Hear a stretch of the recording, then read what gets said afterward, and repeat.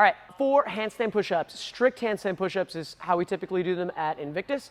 This can be tough and it can take some time to get the strength to be able to do the movement, but in the meantime, you might be doing a workout and wondering, what can I do instead?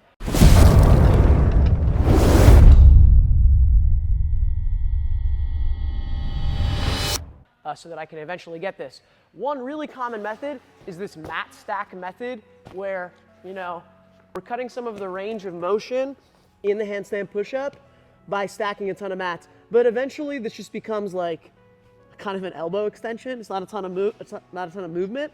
Not to say that this method isn't useful, but I would say that my favorite method for building the strength is gonna be a seated dumbbell press. And these should be heavy. So say I have a set of 15 handstand push-ups in a workout. I don't want to pick dumbbells that I can do 15 unbroken. I want to think, if I were an average athlete who had handstand push-ups, how many sets would this take? Probably more than one eventually, right? Of course, it depends on the workout. When you go to do your L-seated press, shoot to sit in an L like this, but if you can't, you can also cross the legs, or you can also take the same mat and sit up on it. That's if when you go to do your press, you feel like your back starts to round a lot and you end up here, then this will help you stay tall, okay? So we're gonna try to stay tall. You've done these likely before or seen something like this, just a seated press, but what's cool about this, or what's important about it, is that here's the level of my handstand push-up, right? Imagine I was upside down, the ground is here. I wanna be able to train beyond that range so that the mid-range of this movement is now the bottom range of that movement.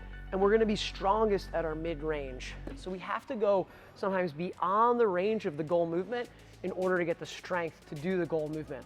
So my substitution for most of my classes would be to do the L-seated press. But TJ, when will I know if I have a handstand push-up? I tell people, do this 3 out of 4 times that you have handstand push-ups in a workout, and then on the other time, try the mat method. And just note, how many do I have? Do I have 5 handstand, do I have 5 mats, 3 mats, etc.? So I would do like 3 weeks like this. Maybe I do, 2 or 3 mats and then repeat. Maybe I check in the next time, I can use fewer mats as I get stronger and stronger. Cool? The third method, so we've got the mat stack, we got this. The last method is eccentrics. That's just the lowering phase of the movement. And in that phase, you'll typically be stronger than in the concentric, right? Usually I can lower something under control. It's just getting it back up that can be the tough part. So what I want to do for the eccentrics is find a target that I can gently rest my head down to. And I could add in something like this after a set of, after my workout or as a supplemental accessory. I don't like to do eccentrics in workouts because they take a lot of focus and energy. And they need to be done with quality and in slow motion in order to be done well. Usually hard to do something in slow motion when your heart rate's really up and you're in the middle of a Metcon. So check it out.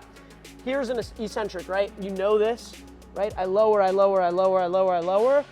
Everyone can get to like here or where their mats used to be. It's this last range right here that I need to go slow motion.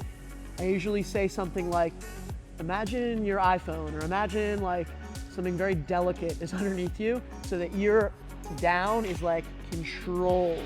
What you're gonna find, or you might find, is that you get to a point where you wanna speed up, right?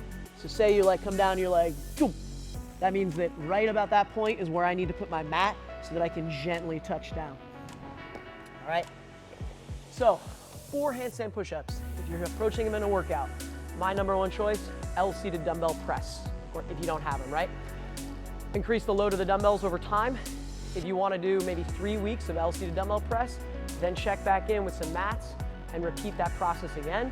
If you still feel like you're not making progress or you want a bit more, then add in some eccentric reps on an accessory day or after your workout. One thing I like to do is an EMOM, every minute on the minute, do 1 rep with a 10-second lowering for somewhere of 5 to 10 minutes. It's a good way to get a little bit of extra volume in if you're looking to hit a strict handstand push-up as one of your goals.